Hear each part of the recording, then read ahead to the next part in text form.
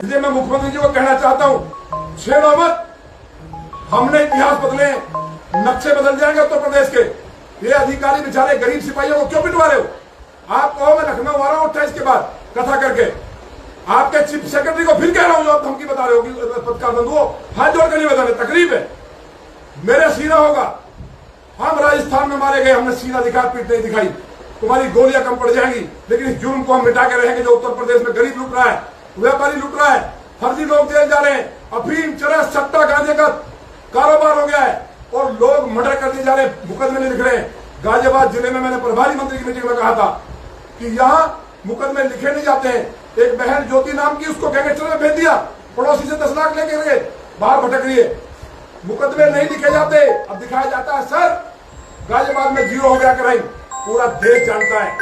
आप सर्वे कर लो पत्रकार बंधुओं, हाथ जोड़ कर कहना है, सच्चाई दिखाओ। आप ना डरे इमरजेंसी में, ना डरे अंग्रेजों में, इस देश को आपने आजाद कराया है।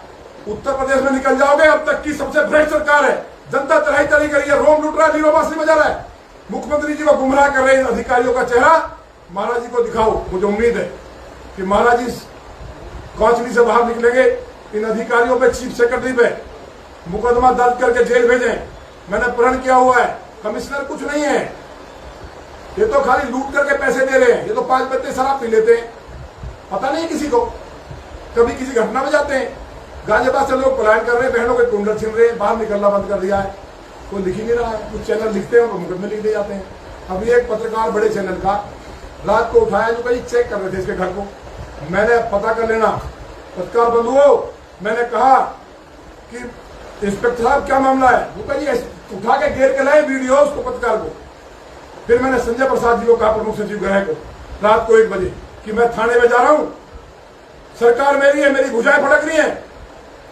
ये थाने चौकियां 25 साल से अन्याय के खिलाफ, किसी की सरकार की ताकत नहीं हुई कि हमारी बहन बेटी को कोई छू दे, किसी भाई के साथ अन्याय कर दे और कोई गंदगी फैला दे।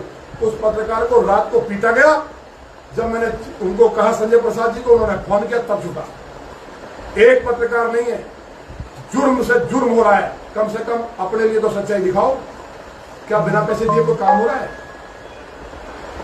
कोई हो रहा है क्या?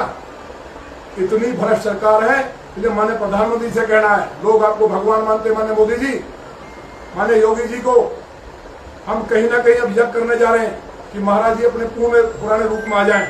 इन अधिकारियों ने कोई तंत्रमंत्र करा दिया जाकर के कामाख्या जी, मुझे जानकारी प्राप्त हुई है, चीफ सेक्रेटरी ने कामाख्या जी में जाकर के ऐसा तंत्र करा दिया कि महाराज जी की बुद्धि को बांध दिया है। मुख्यमंत्री ऐसे नहीं थे। सारे लोग दुखी हैं, प्रदेश की जनता रो रही है, तो बाहर दिखाया जा रहा है। बाहर के लोग सोच रहे हैं कि उत्तर प्रदेश में रामराज है। जब रामचरितमानस, राम कथा नहीं कर सकते, बहन बेटियां निकल नहीं सकती, बलात्कार हो रहे, लूट हो रही है, कहां रामराज है?